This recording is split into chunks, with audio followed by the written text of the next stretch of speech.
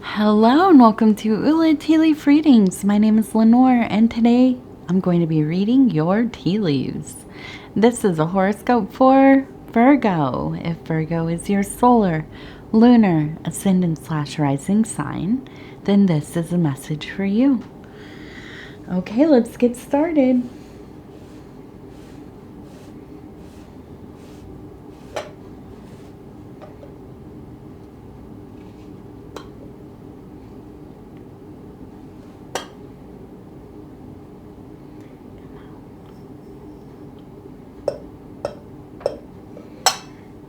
Okay, let's see what these tea leaves have to say today.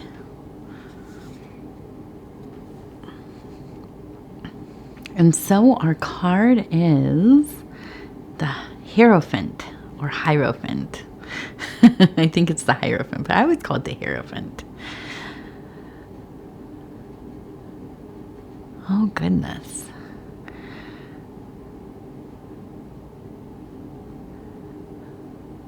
It looks like we have some fun encounters with animals today in this. I want to start right up here. It looks like we have a person who's running from maybe a dog or a sheep. And this is in that emotional zone. And really, I feel like, with this card, it often has a lot to do, at least the energy is. This is the kind of the counterpart to the High Priestess. So this is kind of, in my mind, more of the orderly, systematic, the tenets, sometimes dogma, maybe the processes, the more traditional processes of sacred knowledge, spirituality. In some decks, this is the Hierophant is the Pope. Okay, so you can understand it's kind of the head of a church system, a belief system. And so, when we see this card, there is kind of a feeling of being drawn into maybe returning to some of your practices. So if maybe you are somebody who meditates and for one reason or another, life has gotten busy. Your attentions and efforts have been in other things. And you're starting to feel like maybe you need to kind of get back into these more, I was going to say rigid. It's not rigid, but these more focused routines. Okay, so we're implementing some of our sacred practices. For me, it's like altar keeping, right? During the summer, I spend a lot of time out in the garden. I'm outside more. I have a lot of things going on with the family and stuff. And I have not been spending as much time with my altars. And I start to I look at them, I start to lament the fact that I've neglected these practices. And but I also know this is kind of how life is. There is a, natural waxing and waning. And so I feel like this is almost, if you can imagine, some kind of animal, farm animal, in this case, kind of nipping at your heels, right? Kind of chasing you back into the place where you feel maybe a little more together. You are, devoted. That sense of devotion to the things that are meaningful to us is a powerful thing. Okay, this is, we've seen the history of humanity, devotion to our beliefs, devotion to our practices has literally, changed countries, cultures, wars, triumphs of different kingdoms and their fall and so on. So belief and the things we do around it are very powerful. Okay. So what is that? What is this for you? What does this look like for you? And I am also a Virgo. So, I can't speak for all of us. I am an August Virgo, which sometimes I think is a little different than the September Virgos. We've talked about that in other readings. I have a sister who is a September Virgo, and though in many ways we're very alike, there are some fundamental things that seem like I notice in September Virgos, which are a little more free-willed, I would say. Like I said in, I think, the last reading or the reading before, kind of like a bit of a free spirit, sometimes kind of hippie, new age type people, and really impassioned to kind of move around, see the world. And I had some of that in me too at one point, but I really am kind of a set roots down type of person now, and family facing, or facing into my my interests, getting my life ordered in a certain way. And I think I've seen that more in some of us August babies. So here we have two people, okay, and then we have a dog who's kind of jumping up playfully on this person, okay. And so how this speaks to me is that there is a sense of wanting to get back into your practices, but also really quite an urge for simplification and things. Really getting back to basics. Where you find your happiness, your love, the manifestation of the beloved in your life, I think is less about these formal systems. Maybe it is parallel to it, or kind of woven into. And what I'm envisioning is like, maybe you go to church, maybe you're part of a more social system of magic, or the occult, or philosophy, or whatever. But I think where the real powerful stuff is maybe even just relating to animals, being out in the natural world, outside of the confines of the inside, being in the house all the time, getting out there, getting your feet in the dirt, right? We're very earthy people. We got to get in there. We got to get dirty. We got to, get into those elements. They speak to us. It's right to our heart, right to our soul. And so I see you kind of moving towards not only getting back into your practices, but I think some of your practices have a lot to do with being with, animals, plants. I was thinking, somebody mentioned they wanted to start doing goat yoga. I thought that was cute. That sounds fun. Although I have a cat, TT, as you probably know if you watch my other readings, or shout out to Dove and Serpent Tarot, my husband's channel. She makes a lot of cameos over there. She's kind of my goat that climbs on me all the time. Last night, actually, my husband and I, we were after the baby went to bed, we were talking. We were having a sweet moment of, just kind of hugging and stuff and talking about our day. And the cat was standing on the table next to us, and she put her two paws up between our arms so she could be like the third person in this embrace. And You know, that's the energy of the house pretty much. So, you know, I think that you are not unlike myself in that being with these sacred beings, these animals that are so lovely, they really show us the glory of being, of existing, without all of the complexity that we kind of create for ourselves. Now, the complexity is important, of course, but getting back to those basic things, you know, just watching animals.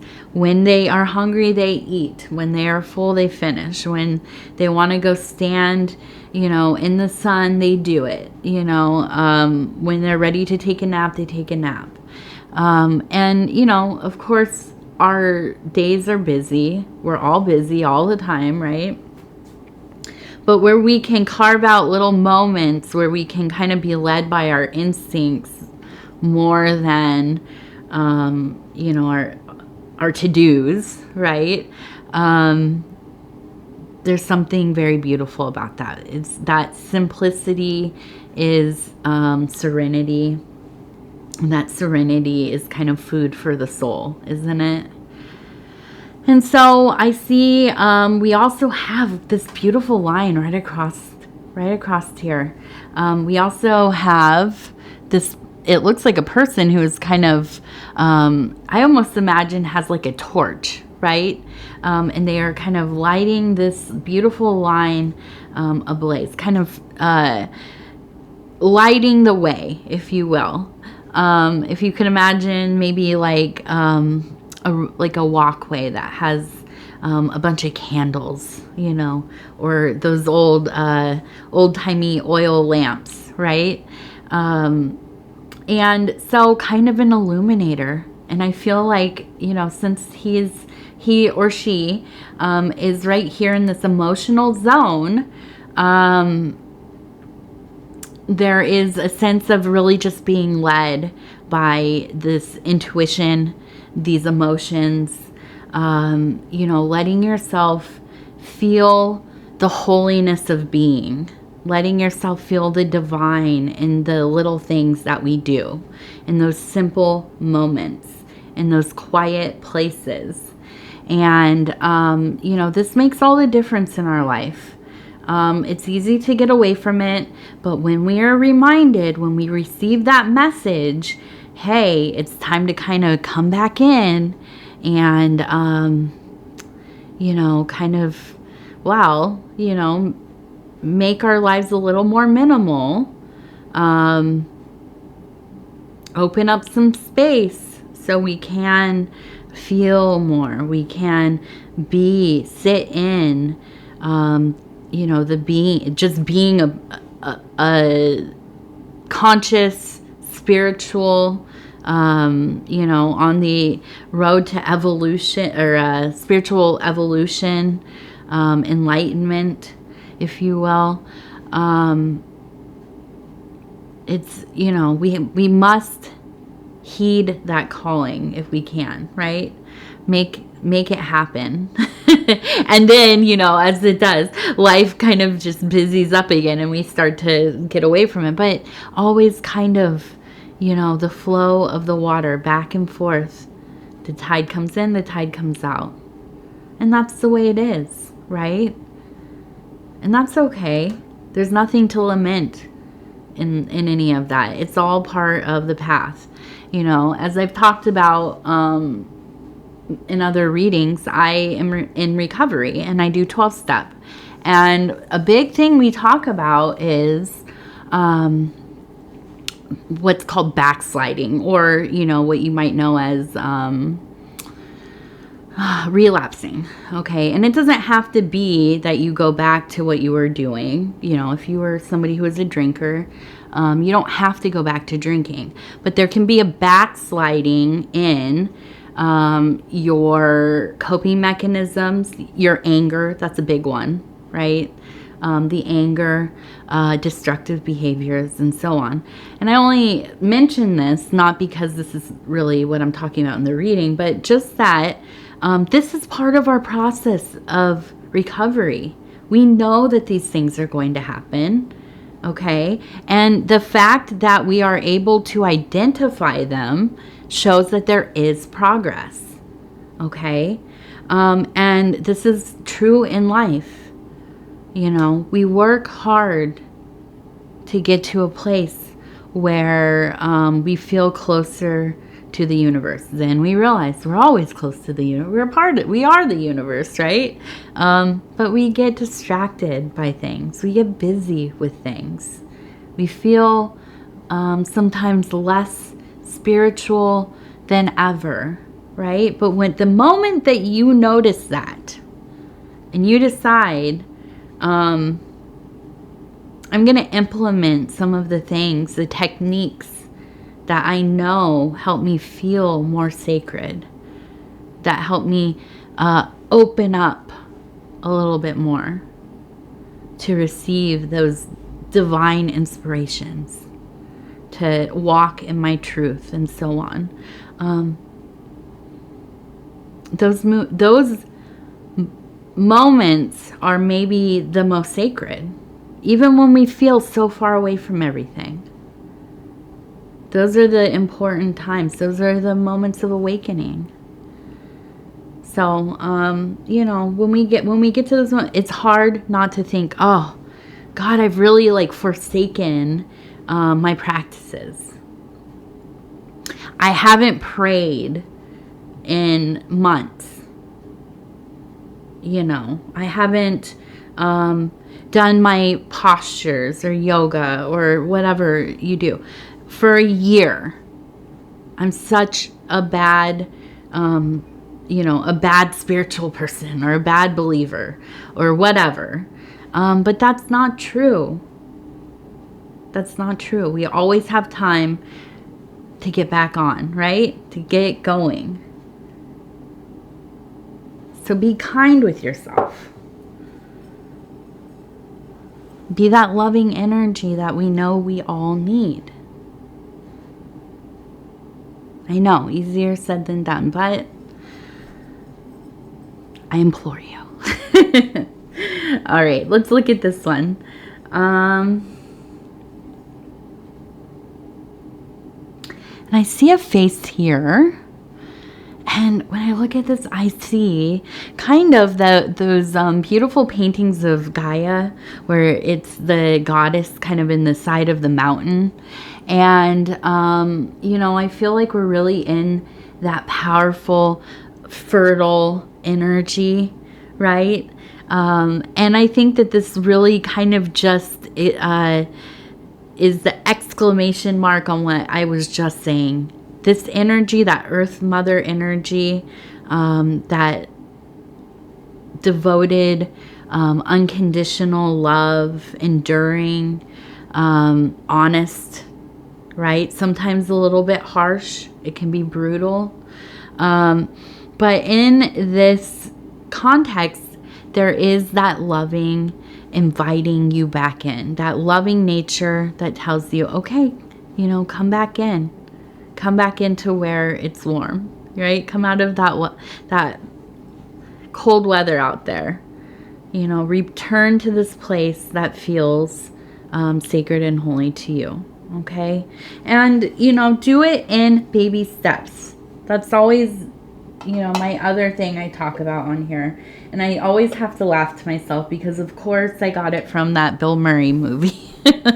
You always think about the baby steps on What About Bob, I think it's called. But, it's true. Do it slowly so it is more lasting, so that you can enjoy the process. When we hurry up to do everything, we fill our schedule full of every kind of ritual and yoga, prayer, drum circle, whatever, all of it, every single day there's 15 things. That's, wonderful. But I don't know, anyways, for me, I cannot maintain that for very long. That's a good thing for maybe a retreat or like during a festival period or, whatever. special things you are celebrating. And now I'm thinking, is it the equinox? What is the date? I think it's the equinox today. But anyways, my goodness. So, you know, for special days, like probably today, I don't know what the equinox lands on today or this year, but I think it's the 21st, and today's the 21st. So, yeah, we'll have to celebrate this weekend for sure. What was I saying? Oh, yeah. But yeah, do what you can that you're actually going to continue, you know, that you can enjoy. If that's one thing or a couple things or whatever works for you. Okay, so we have gratitude, a little deck of appreciation, and let's see. I'm just gonna stop where it feels right, and we have this kind of beautiful being with her or his or their moth wings or butterfly wings, and it says 1,000 words. Take photos of things you're grateful for. Review them when you're feeling down. Now, I got this card yesterday, I think. I just talked about this in my other reading. I think Aquarius. I am going to do this at the beginning of the next 2024. I've written it down. My challenge to myself, my big goal, one of them, my big little goal is to take pictures of things I'm grateful for throughout the year. And then at the end of the year, I'm going to make a little photo book of it. Okay, so I'm going to post about this at the beginning, probably the end of December, beginning of January. And I'm going to invite all of us to do this. So we're going to take pictures of things that we're grateful for. Make ourselves a beautiful little photo book for remembrance. Because sometimes things are, it's hard to remember. What was I grateful for at the beginning of this year? I don't remember too much. I mean, my family, that's the big thing. Doing readings, that was a big thing. The snow. But, there was a lot of little things that kind of, they get lost in the busyness of life. So, yeah, that's going to be my big little goal. Yes. All right. I'm going to say thank you so much for spending this time with me. It is always such an honor. Not just because I'm a Virgo, but I do love you Virgos. I don't pick favorites. If you would be so kind as to like the video, it helps us get into the algorithm. And the algorithm really is the ruler of the universe. And so we like to make the algorithm happy with engagement, liking the video, watching the readings from the beginning to the end, sharing the readings on other social media platforms. And you don't have to do any of these things. But I like to bring them up here at the end. I don't want to do it right at the beginning because that's kind of annoying. But I bring it up in case you want to support the channel in some way. And these are some of the best ways to support it. Other than that, if you haven't subscribed, please think about doing that. You can hit the little bell. It'll let you know when the next videos are coming out. And if you want to leave a comment, I really want to know what everybody is doing to celebrate the equinox. I can't believe I thought about it the other day, and then I don't know where my head is sometimes. But yes, we are arriving into autumn officially. So, let me know what you're doing. How are you celebrating? Okay. I want to thank you. And we will talk again very soon. Just a few days, actually.